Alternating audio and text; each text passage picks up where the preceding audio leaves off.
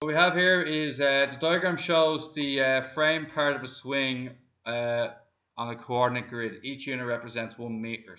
Okay. The line segment AB and AC represent metal bars. So you're basically talking about these are like 2 blue metal bars. Is everybody happy with that? Okay. Find the coordinates of the points A, B, and C in the space below. Okay. Now, anybody tell me what B is? -4, 0. -4 to the left, no height up or down. What about this one here, A? 0, 5. Doesn't go left or right, but goes 5 straight up. The next one? 4, 0. Okay. Expecting full marks in part 1, lads. No excuses. Okay.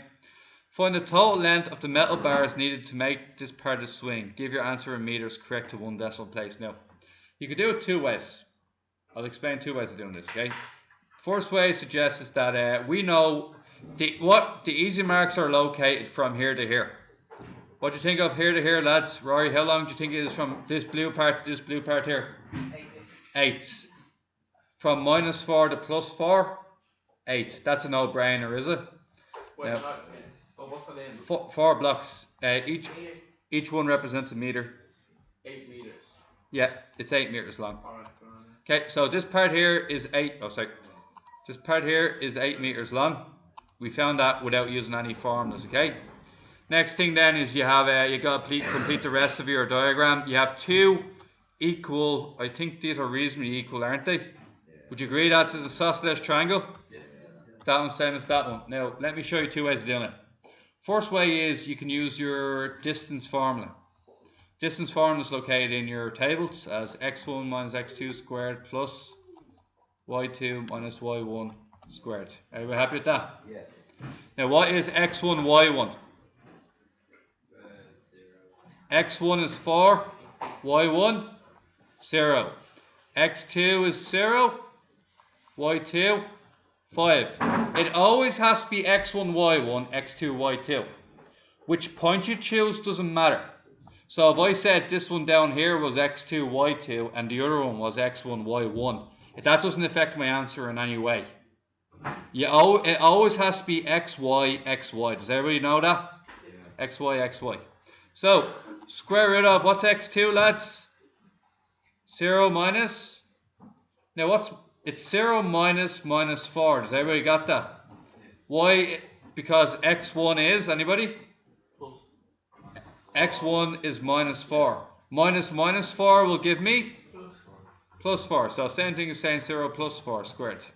What about the next one? What's y2? 5. What's minus y1? 0. Put that into the calculator and what do we get? We will get, grand, 16 plus 25, the square root of 41. What is root 41 in decimal mode?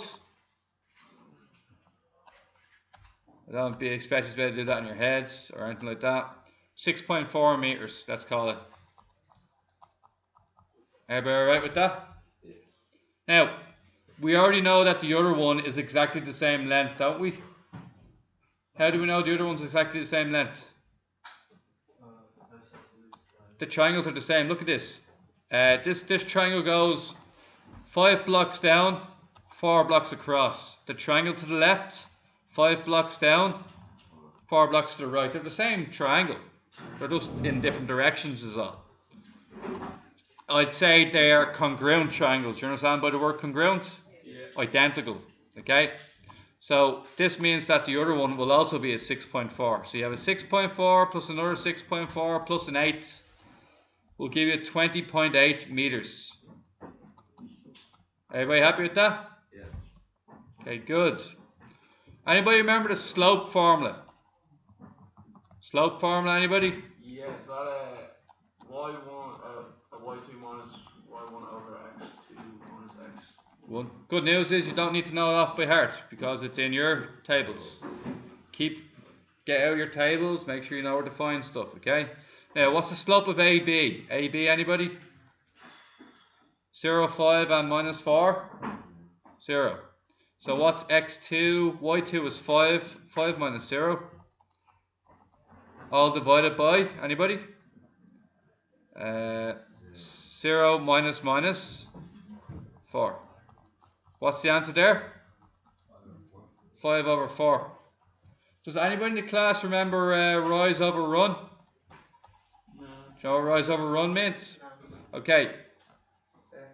Yes. Why is it minus 4? Because it's x2 minus x1 in the formula, and x1 is minus 4. We said it up here earlier. x1 is minus 4. Why do you put it in like brackets after the 1? Because it's good maths, and minus minus makes a plus. You always put it in brackets like that. You wouldn't write it like that. You never write it like that. You always write it like that. Okay. Now, rise over run, guys. Let me explain rise over run to you. Rise over run means that when you're going, if you go right, it's considered positive. If you go up, it's considered positive. If you go left, it's considered negative.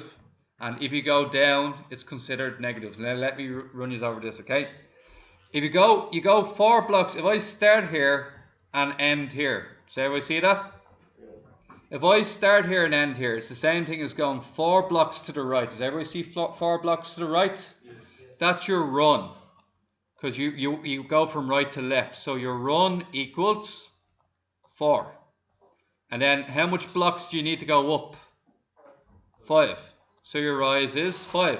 That makes your slope 5 over 4. Same thing as the equation. Now, imagine we did it the opposite way around. Imagine I said, that's the end, and this here is the start. What would happen this time? I would have to go down, how many? 5. So you don't rise, you fall, so you go down 5. And instead of going right 5, I go left 5. What's left? Oh, sorry, left 4. What's left 4? And what's minus 5 over minus 4? 5 over 4.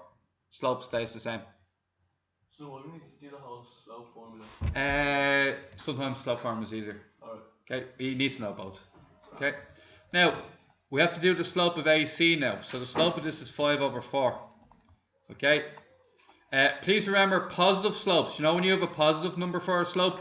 Like 5 over 4? Positive slopes always go this direction here.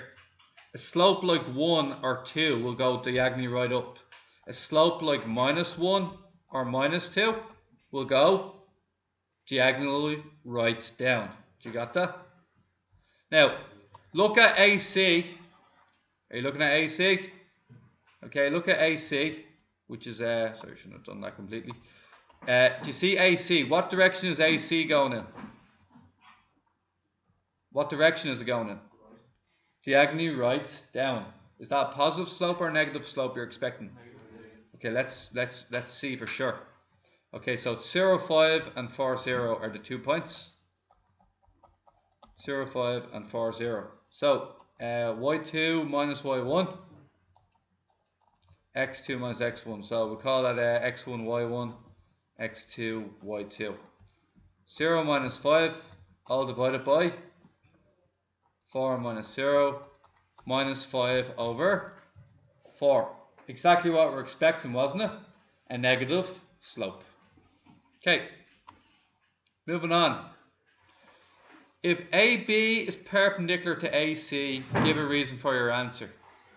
Now, can I tell you something about perpendicular slopes?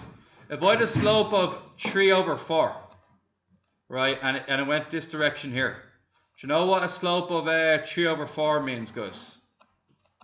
It means for every 4 you go to the right, you go 3 up. 4 blocks to the right, 3 blocks up is a slope of 3 over 4. Can anybody tell me how do I get a perpendicular slope to this? Anybody in class want to tell me? Anybody remember? A perpendicular slope? No? Not the same. Sorry? It's not just the same. Perpendicular slope. Yeah. Turn it upside down. Minus Minus it or change the sign. So you're going to get 4 over 3 minus. Okay? Now, and there's another thing you need to know about perpendicular slopes. If two slopes are perpendicular, when you multiply both slopes by each other, what needs to happen? turns into minus 1. If I multiply 3/4 by minus 4/3, what happens? Get minus 1. So if we use our last answer, which is 5/4 and minus 5/4, it wants me to check, are these two slopes perpendicular? Do you think they're perpendicular by looking at them? Do you think that's 90 degrees? It's close enough, but it's not quite 90. And I'll prove why. So what you do is you say m1 multiplied by m2 should be equal to minus 1. Therefore 5/4 multiplied by minus 5/4 is minus 25/16. Minus 25/16 is not equal to minus 1. Therefore they are not perpendicular. I repeat, if two slopes are perpendicular, when you multiply them by each other, you must get minus 1. Okay, we're going to finish this off, so it might mean I'm going to run 2 or 3 minutes over, but we're definitely finishing this off before we go. Okay, Madison draws the scale diagram of the triangle OAB. Which one's OAB, guys? OAB? Anybody? OAB is the triangle on the OAB, the one on the left. She draws a scale diagram of the one on the left. You got it? So she draws a scale diagram of the one on the left. Recall that AB is a metal bar. Which part of the frame of the swing, which is part of the frame of the swing, write down the value of tan x. Can anybody tell me what tan x is? So, ka, toa. What's tan equal to, guys? Opposite over adjacent. What's the opposite side of x?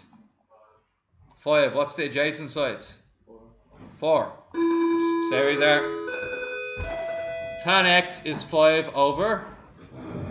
Happy enough with that? Now, how do you figure out what the angle is? How do you figure out what the angle is? Tan inverse.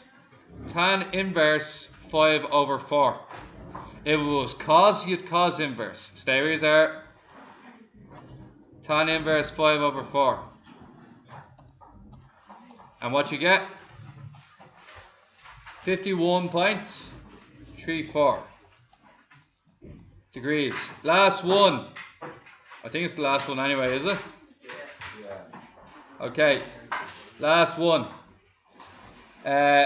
In order to increase the height of the swing, it is decided to increase x by 20%. The distance AB must be kept the same. Find the new height of the swing. So guys, what happens to the angle x? What happens to angle x? It's increased by 20%.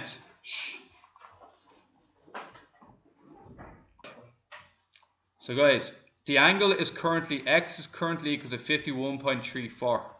We're going to increase x by 20%.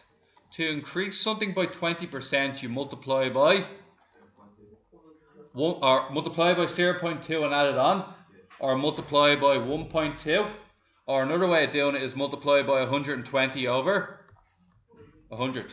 Take your choice. James. Okay. Either way, 51.13 multiplied by 1.2.